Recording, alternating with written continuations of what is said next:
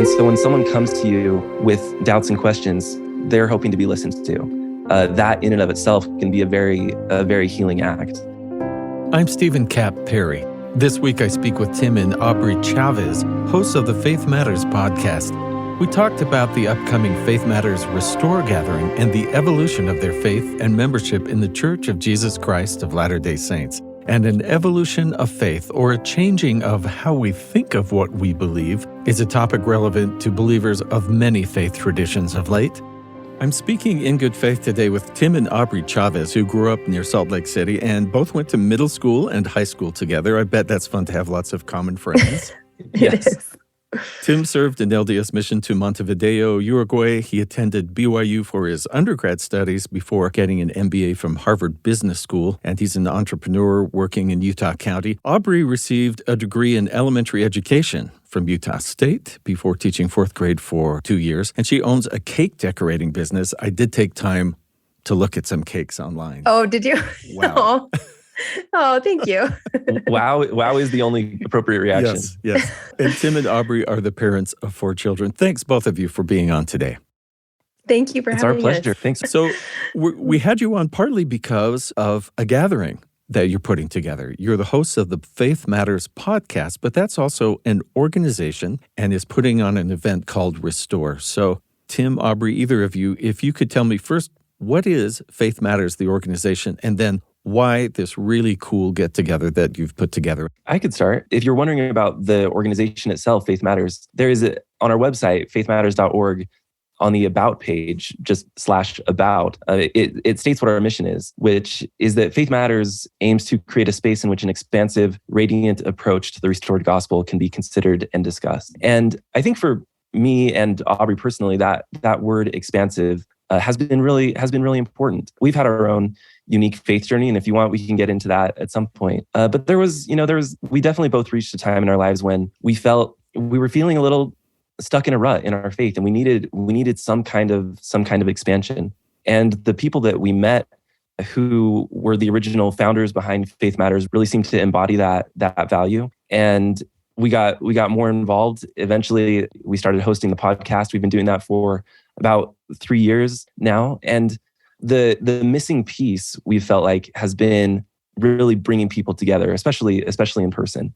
We've noticed that, there has been a real community that's been built up around the podcast, and Faith Matters organization has also published several books. And we've noticed that there's a longing among the audience members and people that have been consuming this content to get together and know each other. So that's led us to this first gathering, which we're going to be putting on in October. And we're really excited about it. You've mentioned this, but it's going to be taking place in Salt Lake City on October 7th and 8th. We expect roughly between 12 and 1,500 attendees. It's going to be really a lot of energy. I think it's going to be really fun to be all together after a long couple of years of pandemic living. We're bringing in some amazing music and some amazing speakers, and just couldn't be more excited about it. You two are members of the Church of Jesus Christ of Latter-day Saints, and most of your listeners and most of your guests are some way connected. But not all of the guests who are coming to this are Latter-day Saint or LDS. For instance, a previous guest on our show and on yours, Brian McLaren, will be there. His most recent book is Can I Stay Christian? So this is not just one church having people ask these questions. With the advent of the internet and easier research, people in all kinds of denominations are finding the questions that come up because every church is made up of human beings. Right. But I wonder, in particular, if we could talk about what you hope will happen for people who maybe are saying, well, I have these questions, and yet I see the good in the way I've been raised. They don't want to lose that. What are you hoping people will experience when they come? I can just talk very personally. When we sort of had this experience where we had big questions and we didn't feel like it was safe to talk about them openly. And so there was kind of some shame around the fact that we were even entertaining questions or doubts. And so I think over the years, we've learned that these doubts and these questions can actually be an expansion of faith, and it can lead to a deeper faith with a lot more dimension. But part of that process for us was sort of building confidence to talk about it with other people and finding others that could be in solidarity with us with these questions. And I hope that by gathering, we kind of help to heal that, what Tim called at the very beginning, and I feel like describes perfectly, he called it a crisis of belonging. And that really happened for us. We felt very isolated in our regular congregation. And I think that we didn't need to, but that's kind of how it felt at first. And so I hope that by gathering, people will be able to look around and realize that a lot of people are growing in their faith and moving and expanding, and that it's a safe and healthy thing to do. And that it's something that you're not doing alone. You make a great point about having a safe place and not shaming people for having questions. It seems like people, if you have certain questions and you ask someone, and especially if they don't know the answer or don't even want to go there, that's coming from a place of fear, I think. I agree deeply with that. I've had several personal experiences where I've experienced that. I think there have been times over the past 10 to 15 years where my own questions and doubts have been in the public for whatever reason, or at least in my community. And I've had local leadership in some cases respond very, what you might call poorly. And the feeling instead of support and love has been more chastisement. But I think it has come, as you're saying, from a place of fear. And what's interesting is there's such a thin line between love and fear. And often when you love someone, your interaction with them can be based in fear. You know, when my doubts or questions have been called into question by others around me, and it seemed like a very harsh reaction from my point of view, it actually has been because they're expressing love for me in a particular way. They're worried about me, or they're worried about my family, or they're worried about my eternal destiny. I think it all does come down to, and I'm sure you discussed this with Brian when you spoke with him, but stage of faith that you're in. I think there are early stages of faith development in which there is a very black and white sort of modality of thinking. And when you see something that doesn't fit into your traditional framework, it can be very frightening. As you spoke too about Brian, about what we hope for this gathering and what Faith Matters is doing more broadly, I was reminded of something I just read in his newest book. And he's sort of going through like how one might choose to stay Christian if they decide to. And he says, what if you're really trying to change stages, not religions? That resonated so deeply for me. I think during my own faith journey, where I've gone through different stages of thinking, I have wondered deeply, like, do I need to leave? You know, and that's come in some cases from I think in most cases, hopefully, from a place of morality, and not a place of, you know, desiring to sin or desiring something that might be really scary. But I love what Brian is saying there, that feeling like you need to leave. It might not be leaving a religion. It might be leaving a previous stage of faith and moving into something new. Which is a really useful framework to someone who really doesn't want to throw out the baby with the bathwater. Right. Yeah. I've heard you two speak about the beginning of your own journey and talking about that little bit of fear. And if I can stick with you, Tim, for just a minute, you were really hesitant to even bring up your thinking to Aubrey at first. Yeah. So I think I was the first out of the two of us to start to have these deep questions. My question started 3 to 4 years into our marriage. It all sounds very stereotypical now in terms of what you hear, but a lot of it was around church history, things that I had never heard before, things that seemed really scary, things that seemed really off compared to what I had heard previously. And I also had questions around social issues, like many people do. And my worry was that I felt like I had committed to Aubrey, you know, in this eternal marriage that we have, going into it sort of in a certain place in my faith. And I felt like she had made her commitment back to me based on what I was sort of promising her and offering her as a returned missionary and somebody that went to church every Sunday and all those things, which I think are great things, by the way. When I started to have those questions in my mind, I thought, well, what is the path that I'm on? Is this leading me out of the church? Is this leading me to a place where I no longer have a testimony? And my worry was, if I brought that up to her, she would see it as a betrayal. Just the fact that I was having these questions and doubts, that she would see that as a betrayal of what I had at least implicitly promised her. And if she did see it that way, what was her reaction going to be? Was it going to be, well, that's not what I signed up for, and so I'm taking the kids and I'm out of here? And not that she's ever expressed that sort of personality, but it is so ingrained in us that this is the number one priority. Our relationship is built on our understanding, you know, in the terminology that we would have used then in our testimonies of the gospel, that I was very afraid of what her reaction was going to be. Which is really interesting to think that two people who love each other and are building life together will think, well, if we don't have the same beliefs, what do we have left? Yeah. Because what you have left is pretty much everything else, quite a bit. So, Aubrey, was this a big surprise to you?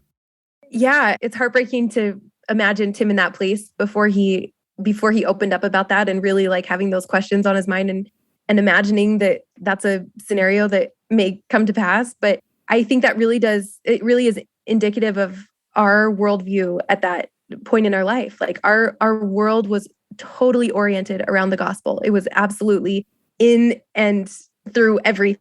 It was the center of our lives. And it is. But I think at that point in our lives, our faith was a very black and white place. And so I think when I imagine being in his shoes then, I can see that, of course, there would have been a lot of fear because we just didn't have a lot of tools. And at that point, life seemed very simple and everything could be sorted into good and bad. And so this really was a disruptive experience because we had, instantly it was like our whole world was rocked and things didn't look quite so black and white anymore. I'm grateful for it because Tim approached me with just so much humility and authenticity that it felt impossible to feel anything but total compassion and trust. Like I could see, and I knew him so well at that point. Like so many of my misconceptions about why people leave the church were challenged just in that instant because I knew him. I knew how devoted he was inside and out. And so there was no room to imagine that like he had this secret desire to get out of the church. Like there was nothing made sense except that this was an act of integrity for him. And so I felt so much respect for that. I felt like it was something that I wanted to do together. And so pretty quickly, my own shelf of questions felt a little bit more unstable because I think that for a long time, I had those questions, but I leaned on his rock solid foundation too. And that was enough to keep questions at bay. And so it was almost simultaneous collapse of my own shelf. And we kind of started exploring these questions together. And it's been 10 years of this journey of growing and building new faith. Which sounds like has actually also built your marriage. Oh, absolutely. Yeah, it really has. Like, it's so hard to imagine choosing something hard like that, like choosing something that hard, but it's required so much vulnerability that it really turned out to be such a strengthening thing because of all that fear that you were talking about. There's just, it's so hard to imagine the future when your faith seems unstable. And so we had to lean on each other and be really honest and give each other a lot of space to grow and flail and struggle. And that really turned out to bind us together in a way that I can't imagine we could have done any other way. I think it might be really helpful to people to hear you use words like flailing around, which sounds like someone without a life preserver who just hit the water. And it's not a lot of comfort at the moment, but if you can say, you'll float eventually. It may be nice to hear that. So people who aren't even as much on the same page as the two of you were, how can someone be supportive of someone who trusts them with their questions? I can just say, because that was maybe my job first, because Tim took the leap of faith in telling me, and so it was mine to hold for a little while. And I felt like something I learned immediately was that I really had to deal with my own stuff. Like I had to deal with my own fears so that I could have more honest conversations with him, because a lot of times he would come to me with something like anachronisms in the Book of Mormon, and we may be having a conversation about horses, but what I'm actually talking about is if he'll be able to baptize our daughter. In my mind, I'm thinking about is like, what if he can't perform his baptism? And so I think I had to really be honest with myself and deal with the fears and the wounds that I had so that we could actually come to the table and really have a conversation where we were talking about the same issues with complete openness, and instead of just letting our own pain mask what we were actually talking about. Yeah. And I might add to that I think the first thing is to listen and assume the best. I think we Latter-day Saints, and this is part of our heritage, a beautiful part of our heritage, is we are such can-do people. We're doers and achievers. And a lot of times when we're presented with a problem, the first thing we want to do is fix it, and faith issues aren't that type of problem typically. it is part of a journey. It's a lifelong journey. And so when someone comes to you with doubts and questions, most likely what they're not looking for is a fix. They're not looking necessarily to be testified to or given the right answers. They're hoping to be listened to. That in and of itself can be a very healing act. The second thing I think is to respect agency as much as God does, which is full respect of agency. It's not needing another person to end up in a particular place that you approve of or hope for. It's just loving them through their journey. And that's the way that I see God now. I do think that God certainly hopes for us to end up in a place of love and wholeness. And I think that Heavenly Parents, their ultimate plan is to get us all there, but not through forcing of any kind, not through pressure or manipulation of any kind. And that goes back to our desire to fix things. When we see something quote unquote wrong that we think is wrong, our instinct is to use any tactic to fix it. But yeah, listening and letting a journey unfold naturally, I think, is what many people need. Yeah, I think anything that could fall under the category of tactic is probably not helpful, because that's like, I think that's fair. Because it can be like, well, I'm so worried about this person. Maybe I can shame them into, how could you do this to me? How could you, instead of actually listening? I have heard church leaders at various times in different denominations be completely black and white, sort of.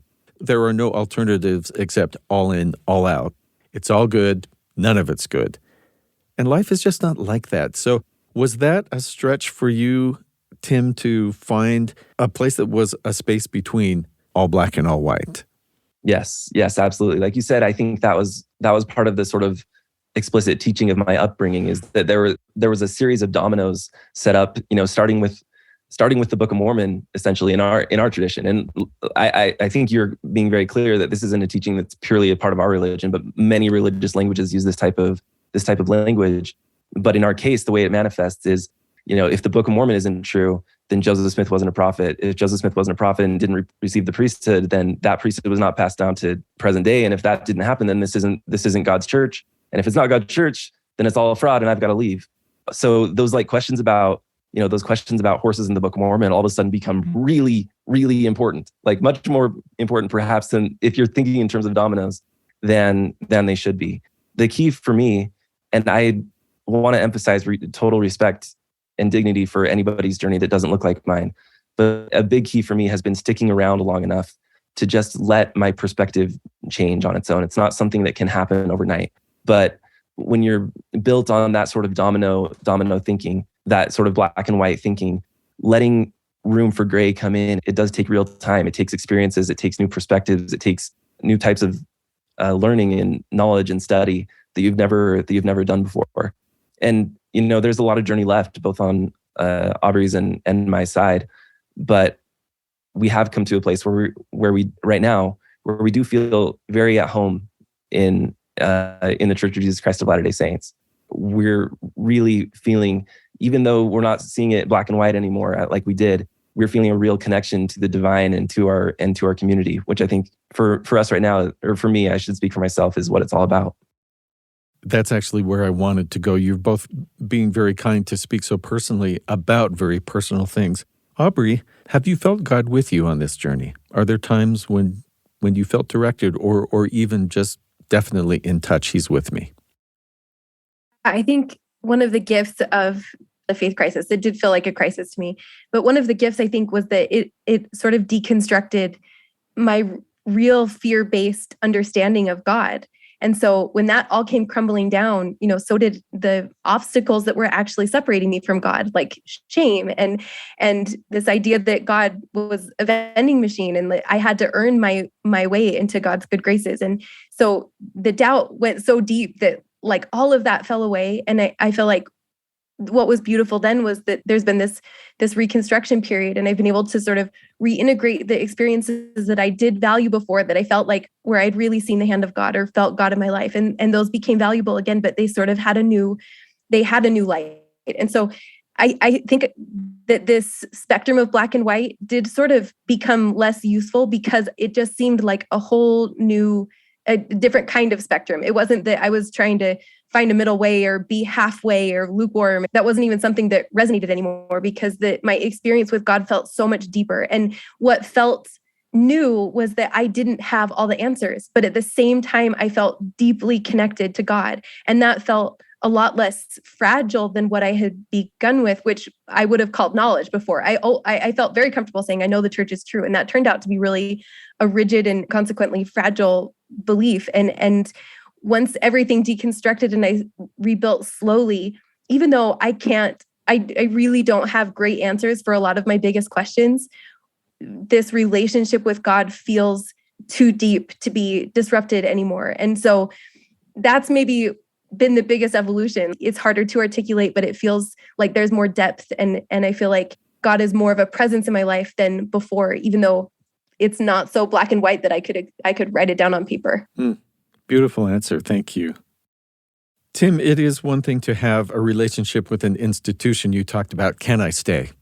But there's also that personal relationship with God. And did you feel that you got answers or were led, or were you feeling lost and adrift and untethered from your relationship with God when you first started this process? Yeah, I think things often deconstruct sort of in phases. In a Latter-day Saint perspective, it may typically happen in terms of deconstructing sort of like the Book of Mormon first. Like it is that series of dominoes. And a lot of times for people that end up leaving, it does end up with a deconstruction of God totally, and even of Jesus Christ. So it didn't start that way for me. Like if you looked at me 6 months to a year into this sort of moment, I was very strongly holding on to God and Jesus Christ, but I was very much questioning like Book of Mormon and Joseph Smith.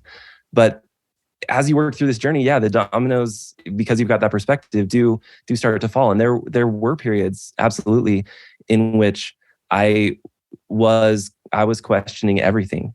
But I will say, every time that I feel like I got to a moment of true cynicism and just I not seeing how I could make any of it work, I actually do feel like there was a divine hand pulling me back up to be really specific about it. In some cases in a matter of days, in some cases in a matter of months, but not giving up on the journey itself. I feel like did give me that opportunity. One interesting aspect of this is that divine hand pulling me back up, I've experienced primarily at church. And so for me, in my journey, even though I see things really, really differently than I used to, there is something about that engaging in that, beloved community that has kept me anchored, even when I felt like that was looking like it was going to be an impossibility. So the Faith Matters Foundation has a Big Questions project, and I am curious which questions are most important to you of the list. I was kind of looking over to refresh my memory, and I couldn't pick one, and I'll tell you why. I feel like when I was actually coming up with big questions, when I had big questions, every question was extremely important. And I was really on a quest to find the answer to every question. And I had Google Docs and I was keeping track. I was going to figure it out. I was going to figure it out if the church was true. And that meant that everything could be linked back to historicity. And I just felt I was really approaching it in this very black and white way. And as I look back through these questions now, it's kind of comforting in a way, because I feel like these don't feel like the most urgent questions to me anymore. They're interesting questions, but what it puts in relief for me is that my understanding of what the church, of how the church functions in my life has evolved a little bit. And for me now, the church really is my vehicle for connection to God. And that actually has very little to do with historicity in the Book of Mormon or with polygamy. And those things, I think I had to really work through those things, but I still don't have great answers. And on Sundays, I feel stretched and grown in ways that I don't think I could do on my own. And so it's the place that I choose to keep coming back to. And and the place I choose to bring my family, and it's where we're growing and experiencing tension together. And that feels like enough now. It also doesn't feel like everything depends on the answer anymore, because I found that I can really find deep and valuable connection to God with the church as my vehicle. Yeah. And I think my answer is very similar, although there is a question in there that says, in what ways is our church, and then in quotes it says, the true church.